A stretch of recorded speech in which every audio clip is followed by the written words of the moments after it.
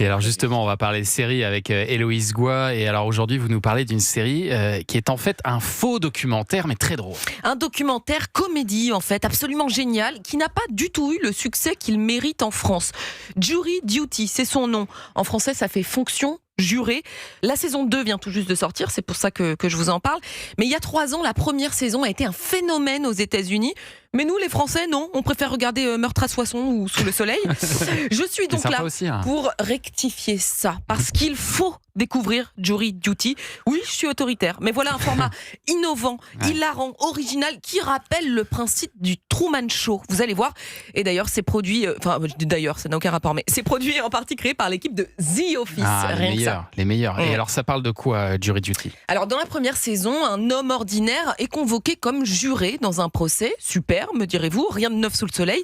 Eh bien si, parce que tout ce procès est faux. Tous les 11 jurés à ses côtés sont des acteurs, tous, sauf un. Ronald n'est pas comédien, il ne sait pas qu'il joue dans un documentaire dont il est le héros. De ce que j'ai vu en salle d'attente, il y a toutes les classes de gens, tous les âges, toutes les origines, vraiment tout. Il y a tout le monde dans cette salle. Là, c'est l'innocence de Ronald que vous venez d'entendre. Il ignore encore totalement qu'il est victime d'une gigantesque caméra cachée qui a duré 12 jours. On sent juste au fil du temps qu'il se demande de plus en plus où est-ce qu'il est tombé. Et nous, on pleure de rire devant les faux jurés complètement zinzin.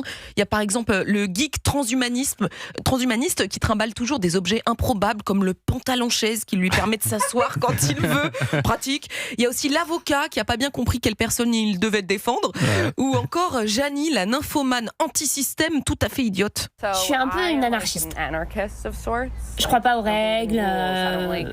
J'aime pas les systèmes gouvernementaux. C'est pas mon truc. D'un autre côté, je suis quand même assez marrante. Et alors, Thomas, je précise que c'est difficile de trouver des extraits particulièrement hilarants. Il faut voir le processus. Oui. Je vous assure, j'ai littéralement pleuré de rire devant cette série. Et puis il faut le voir en version originale, c'est encore mieux. Absolument. Et alors dans la saison 2, on change de décor ? Oui, mais le principe reste le même. Le piégé est cette fois un nouvel arrivant dans une petite entreprise de sauce piquante qui part en séminaire pour une semaine. La série renouvelle les situations mais garde l'essentiel. Cette expérience sociale, grandeur nature, où un individu normal, comme vous et moi, devient le miroir de tout ce qui l'entoure. Nous, là, on est tous comédiens. Et tout ça, c'est une émission de télé.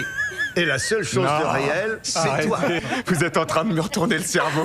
Alors vous verrez, ce moment est assez émouvant, hein, là où on découvre, qu'il découvre que c'est une caméra cachée. Alors pour être honnête, j'ai un peu moins accroché avec la nouvelle saison que j'ai trouvée un peu trop longue. On rit toujours, mais cette fois je pense qu'un format de 52 minutes aurait suffi, parce qu'il y a quand même 8 épisodes en tout. 8 épisodes de 30 minutes. Et puis je suis pas sûre que ce concept puisse se décliner à l'infini, forcément ça perd de sa saveur une fois qu'on connaît toutes les mécaniques. Hein. Mais alors est-ce que les hommes piégés, ils ont bien pris ces caméras cachées ? Oui, parce que c'est important de dire que la série ne se moque jamais d'eux. Au contraire, elle révèle quelque chose de rare à la télé, la gentillesse spontanée de ces gens qui ne savent pas qu'ils sont piégés. Les deux hommes restent doux et stoïques malgré les situations ubuesques. Et puis, une très belle récompense les attend à la fin. Je vous dis pas ce que c'est, mais si vous cherchez des victimes de caméras cachées, vous savez où me trouver. Globalement, on rit évidemment beaucoup, mais il y a aussi une forme de tendresse assez inattendue, presque un petit espoir dans la nature humaine.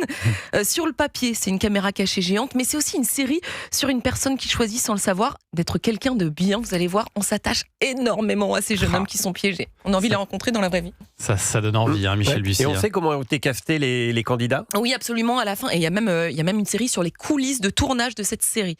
Donc vous pouvez tout voir sur les infos. Jury Duty, les 2 saisons donc sont à retrouver sur Prime, la plateforme d'Amazon. Merci beaucoup, Héloïse.